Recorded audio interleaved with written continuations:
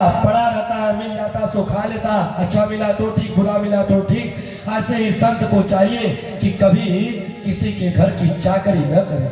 महात्मा होकर के जंगल में चले गए, अब इच्छा हुई थी आश्रम होना चाहिए, सो सेठों के बंगलों के चक्कर लगा रहे हैं। बाबू वहां जमीन चाहिए, खरीदनी है, चंदा इकट्ठा किया। ऐसा नहीं करना चाहिए। सागर को मैंने गुरु बनाया, समुद्र से सीखा कि संत को गंभीर होना चाहिए। यदि गंभीरता संत के जीवन में नहीं आएगी तो समाज का वह कल्याण नहीं कर सकता। यदु ने कहा एक बात और पूछूं महाराज, कहिए। तो पूछे, आप अकेले क्यों रहते हो, विवाह क्यों नहीं किया? दत्तात्रेय जी ने कहा संत को स्त्री से सदैव दूर रहना चाहिए। स्त्री क्या है? स्त्री को देव माया समझे। दृष्टिया श्रियम देव माया तद भावै रजितेन्द्रिया प्रलोभिता पतत्यंधे तमस्यग्नौ पतंगवत। स्त्री क्या है? एक उजाला है। उजाला क्या है? जैसे कि एक दिया जलता है ना, दिया, दिए को फतिंगा देखता है, फतिंगा जाकर के उस दिया पे बैठता है, क्या होता है? जल करके मर जाता है। वैसे इस संत को चाहिए कि स्त्री को देख करके उसके मोह जाल में न पड़े, अन्यथा मोह में पड़ जाएगा तो फिर इस माया में फंस जाएगा और कभी निकल नहीं पाएगा। आगे यदु जी महाराज को पुनः जवाब देते हैं दत्तात्रेय भगवान, पतंगा को मैंने गुरु बनाया।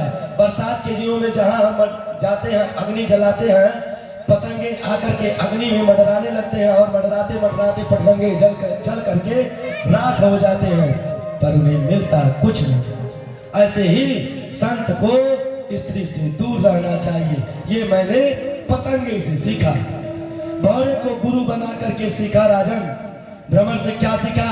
आपने देखा होगा कि भौरा किसी फूल पर बैठ जाता है, उस रस को चूसता है और फूल की गंदगी को नहीं लेता। आप किसी सत्संग में जाए, किसी कथा में जाए, अच्छी बात है, आपको सुनने को मिले उसे तुरंत ग्रहण कर ले, लेकिन जो आपको गलत लगे उसे ग्रहण न करें। जैसे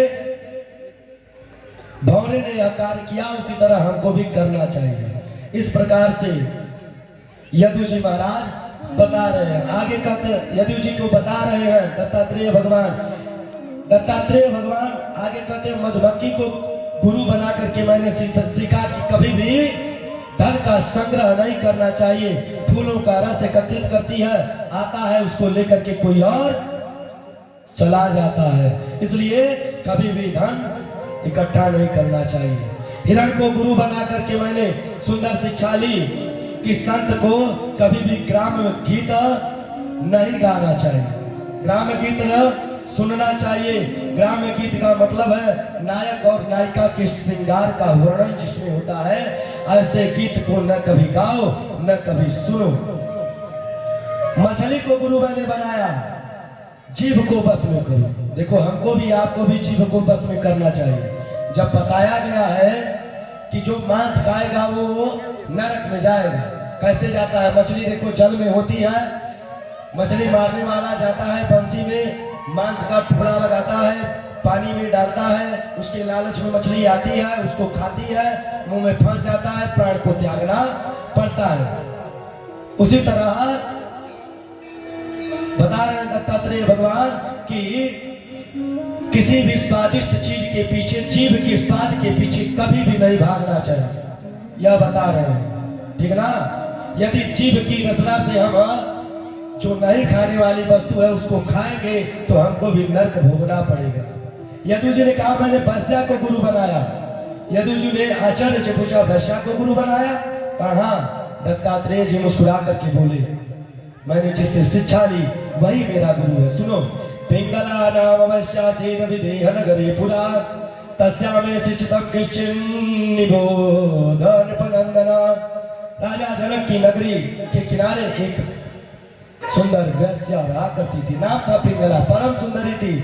प्रातः उठ करके नहा धो करके कोठे पर बैठ जाती, देखती कि लोग उसके सौंदर्य पर मोहित होकर के आते हैं और बहुत सारा धन देते हैं। यही वो सोचती कि रोज आएंगे और खूब धन मिलेगा। सवेरे 4 बजे बैठ करके सज समर करके बैठ गई, 12 बज गए, लेकिन कोई आया नहीं। बेचारी हताश निराश होकर के गई। फिर सवेरे नहा धो करके सज धज करके बैठ गई, कोई नहीं आया। 1 महीना इसी प्रकार व्यतीत हो गया। पिंगला के मन में बड़ी भारी गलानी हुई। हाड़ मास के पुतलों के लिए मैंने 20-20 घंटे चिंतन करती हूँ। उतना चिंतन यदि मैं गोविंद से करती तो अब मुझे तुरंत मिल जाता। संसार की आशा त्याग कर और उस पिंगला ने अपने मन को समझाया, कृष्ण नाम का गान करने लगी और भगवान के धाम को चली गई। कुकर पक्षी से संग्रह न करने की शिक्षा मैंने दी। दत्तात्रेय जी कहते हैं, राजन मैंने एक बालक को अपना गुरु बनाया। बालक भोलापन निर्दोषता ग्रहण कर ली। घर में पिता की मृत्यु हो गई, सभी बहुत विलाप कर रहे हैं, सभी रो रहे हैं, पर बच्चा खेल रहा है। माता से पूछता है, पिताजी कहाँ है? माता कहती है, पिताजी बाहर गए। बच्चे से मैंने सीखा कि हमें सदैव एक रस रहना चाहिए, किसी भी प्रकार का हमें किसी के आने